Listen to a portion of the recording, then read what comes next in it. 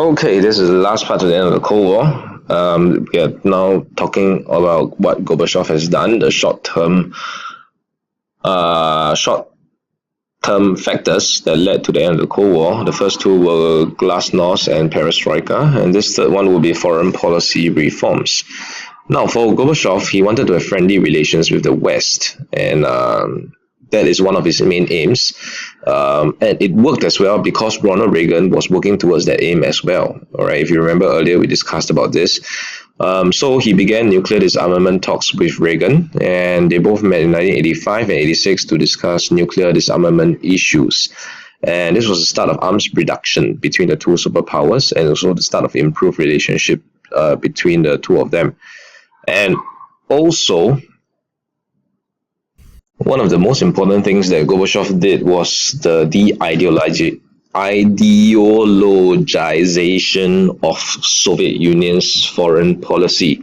Now, this is very important because at a party conference, okay, an address in UN when everybody, most countries should be there, 1988, Gorbachev emphasized each country's right to choose its own political and economic system, which means to say all the satellite states previously taken over by Stalin now no longer stand, and you actually have the right to choose your own political and economic system. Now, if you remember one of the essays that I should have done with you guys, by 1949. Okay, Soviet Union was winning the Cold War. One of the factors that you will use to argue that question would be satellite states. Okay, that's why Soviet Union is winning the Cold War, because they managed to either convince, coerce, or whatsoever these states to become communist countries. And in that light, in the same logic, if you argue to say that is winning the Cold War, this would show that they are losing the Cold War. Okay, that they are actually losing the countries. If it were to happen, and it did.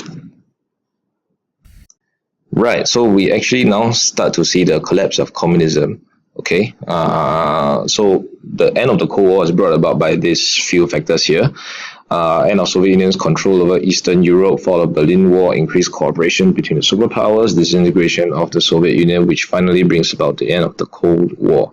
So if you think back to all the other factors which we have been discussing so far, it doesn't directly brings about the end of the Cold War, but it actually contributes to all these things happening.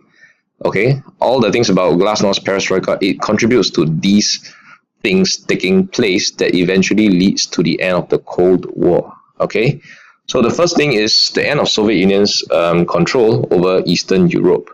The UN speech, like I already said, it marked the start of the disintegration of the Soviet Union's control in Eastern Europe, and there will no longer be any intervention in the internal affairs of its allies, and therefore without Soviet Union's support, the communist governments would actually start to fall to the pressure of these revolutions. So if you look at your textbook, right, they would talk more specifically about these revolutions that eventually contributed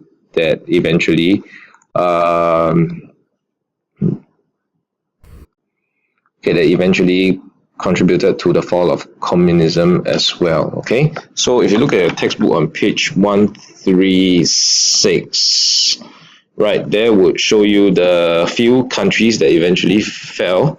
I think starting off with Poland, if I'm not wrong. Okay, Poland, Hungary, East Germany, Czechoslovakia, Bulgaria, and Romania. All these satellite states all fell to the pressure of revolutions.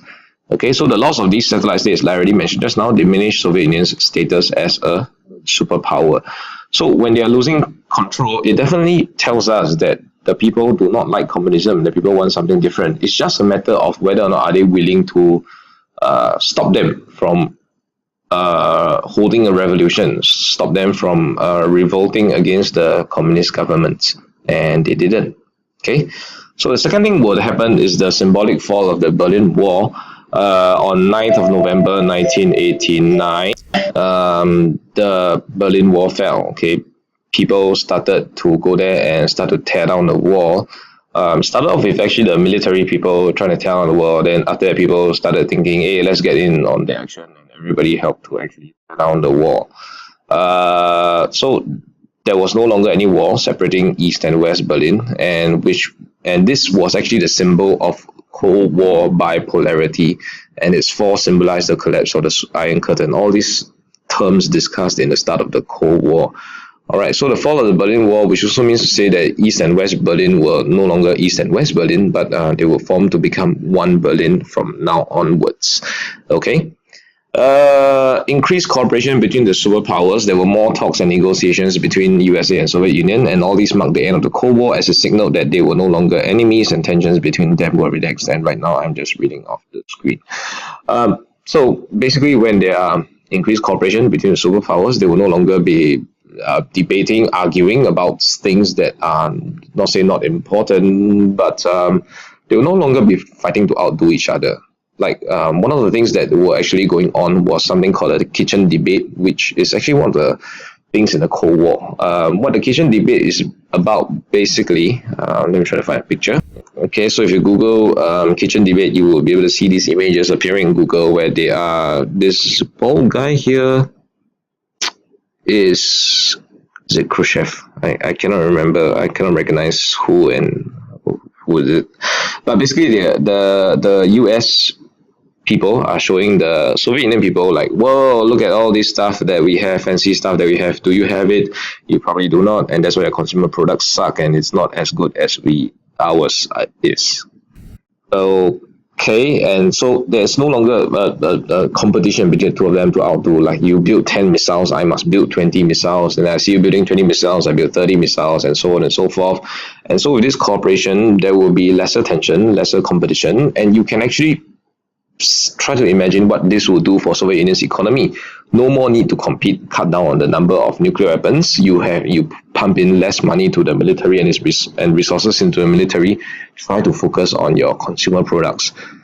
That's one of the things that can actually be done lah. All right. And so finally, this leads to the disintegration of the Soviet Union. How it actually happens is in 1991, when the hardliners means to say the people who are from like Stalin's time, who believe in the past, who believe in what Soviet Union should have been like ever since the beginning of time, or beginning of, people who just believe that what communism should be like, felt that Gorbachev was giving in too much to the USA, and so they launched a coup which was unsuccessful and resulted in the Soviet Union being banned, from what I'm not very sure. I think the slides here are a bit off. But anyway, the leaders of the three main Soviet republics, now these are not the satellite states. So the Soviet republics are the republics under Soviet Union. Like I mentioned before, Russia is part of Soviet Union. Ukraine is part of Soviet Union. Ukraine is not a satellite state. So they decided to meet and they signed an agreement to dissolve the Soviet Union. Rest of the Soviet republics, such as Estonia, Latvia, Lithuania, all signed the republic as well. And Gorbachev resigned as president on Christmas Day in 1991, and the Soviet Union was officially dissolved, and the Cold War came to an end with the dissolution of the Soviet Union. And in place, you have the new countries such as Russia, Ukraine, and Belarus, and of course other Estonia, Latvia, and Lithuania as well. Best Christmas present ever to the West, I guess. Okay, so these are the actual events that actually take place, but the factors that we discussed also all through this entire lectures are to see how they contribute towards the end of the Cold War, and how the Cold War finally comes to an end with the collapse of the Soviet Union itself. Okay, so hopefully these lectures would help to really make things a bit clearer regarding the end of the Cold War. I hope that the first lecture is clear in helping you to at least align yourself to think about what are the factors and why are we studying this? Like, why is the idea not working? Why are the factors contributing towards the end of the Cold War? And that helps you to have a better understanding of this final chapter. Please do not drop this chapter, or in fact any other chapters at all, as much as possible, and try to cover all chapters as much as you can. All right, don't try to spot for yourself. I've never done that before. I mean, I'm not doing it for classes anymore ever since I was burned the last time I tried to do that. So just focus on try to cover all chapters as much as possible. If you're listening to this lecture, like towards the O levels soon, all the best, and please continue working hard. If you're listening to this at the very beginning of the year, start working hard right now. All right, that's it.